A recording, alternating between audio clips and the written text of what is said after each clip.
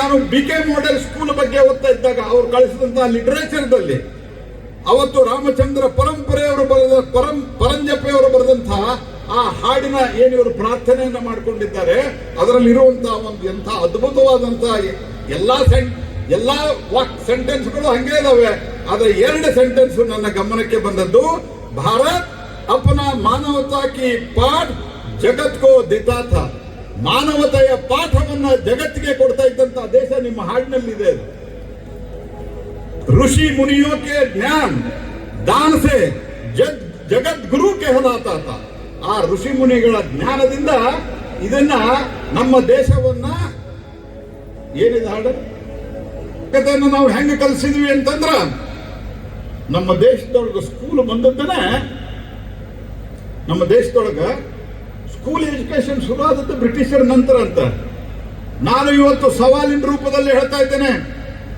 18ನೇ ಶತಮಾನದಕ್ಕಿಂತ ಮೊದಲು ಅನೇಕ ವರ್ಷಗಳ ಅನೇಕ ಶತಮಾನಗಳವರೆಗೆ ನಮ್ಮ ದೇಶದಲ್ಲಿ ಹಳ್ಳಿಗಳಲ್ಲಿ ಸ್ಕೂಲ್ ಇದ್ದು ಪ್ರತಿ 100 ಜನಸಂಖ್ಯೆಗೆ ಒಂದು ಸ್ಕೂಲನ್ನು ತೆಗೆದಿದ್ದು ಮತ್ತು ಕೇವಲ ಎಜುಕೇಶನ್ ತುಂಬುವಂತ ಕುವೆಂಪು ಅವರು ಒಂದು ಮಾತಾಡಿದ್ರು.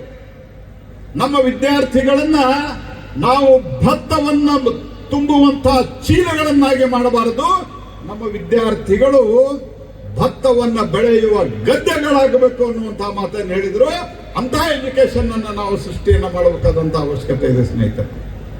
ಹಾಗಾಗಿ ಇವತ್ತು ಭಾರತದ ಈ ಬದಲಾವಣೆಗೆ ನಾವು ವಿಕಸಿತ ಭಾರತದ ಕಲ್ಪನೆ ಇಟ್ಕೊಂಡು ಮುಂದಕ್ಕೆ ಹೋಗ್ತಾ ಇದ್ದೀವಿ. 2047ನೇ ಇಸ್ವಿ ಹೊತ್ತಿಗೆ ಭಾರತ ಈ ಡೆವಲಪಿಂಗ್ ಕಂಟ್ರಿ ವಿಕಾಸಶೀಲ ದೇಶ ಇದನ್ನ ಬಿಟ್ಟು ಭಾರತ ಒಂದು ವಿಕಸಿತ ರಾಷ್ಟ್ರ, ಜಗತ್ತಿನ ಒಂದು ಬಲವಾದ ಶಕ್ತಿ ಅನ್ನೋ ದೃಷ್ಟಿಯಲ್ಲಿ ನಾವು ಮುಂದೆ ಹೋಗಬೇಕಾಗಿದೆ. ಅದಕ್ಕೆ ನಮ್ಮ ಪೀಳಿಗೆಯನ್ನು ತಯಾರು ಮಾಡಬೇಕಾಗಿದೆ. ನಮ್ಮ ಯುವಕರನ್ನ ಈ ಒಂದು ಮಾನಸಿಕ ಗುಲಾಮಿತನದ ಸಂಕೇತಗಳನ್ನು ತೆಗೆದುಹಾಕಿ. ಸ್ನೇಹಿತರೆ, ನಿಮಗೆ ನಾನು ಹೇಳ್ತೇನೆ,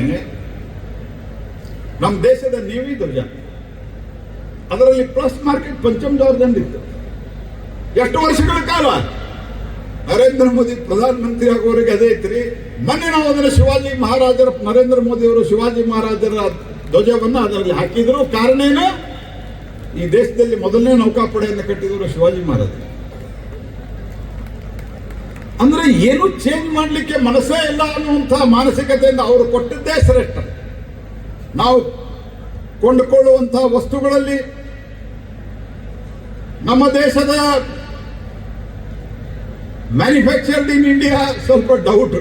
ಬೇರೆ ಕಡೆಯಿಂದ ನಮ್ಮ ಸ್ಥಿತಿ ಹೆಂಗಾಗಿತ್ತು ಅಂದ್ರೆ ಎಲ್ಲಿ ತನಕ ಜಗತ್ತಿನಲ್ಲಿ ಭಗವದ್ಗೀತೆಯ ಅಧ್ಯಯನಕ್ಕೆ, ಭಾರತದ ಅಧ್ಯಾತ್ಮಕ್ಕೆ, ಭಾರತದ ಕುಟುಂಬ ಪದ್ಧತಿಯ ಬಗ್ಗೆ, ಭಾರತೀಯ ಸಂಗೀತ ಪದ್ಧತಿಯ ಬಗ್ಗೆ, ಭಾರತದ ಆಹಾರ ಪದ್ಧತಿಯ ಬಗ್ಗೆ, ಭಾರತದ ಸಾಮಾಜಿಕ ಜೀವನ ಪದ್ಧತಿಯ ಬಗ್ಗೆ ಸ್ಟಡಿ ಮಾಡಿ ಬಂದಿದ್ದು ಬಹಳ ಶ್ರೇಷ್ಠದಂತ ಹೇಳೋದನ್ಕ ನಮಗೆ ಸ್ವಲ್ಪ ಡೌಟ್ ಇತ್ತು. ಹೌದೋ ಅಲ್ಲೋ.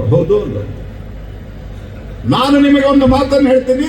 ಜಗತ್ತು ಭಾರತದ ಕಡೆ ನೋಡ್ತಾ ಇದೆ ಸ್ನೇಹಿತರೆ. ನಮಗೊಂದು ಬಹಳ ದೊಡ್ಡ ಅಪಾರ್ಚುನಿಟಿ. ನಮ್ಮಲ್ಲಿ ಇಷ್ಟು ದೊಡ್ಡದಾದಂತಹ ಜನಸಂಖ್ಯೆ ಇದೆ. ಜಗತ್ತಿನ ಅತ್ಯಂತ ಯುವ ದೇಶ, the most Young country of the world today is India. ಜಗತ್ತಿನ ಅನೇಕ ಕಡೆ ಕೆಲಸ ಮಾಡಲಿಕ್ಕೆ ಜನ ಇಲ್ಲ.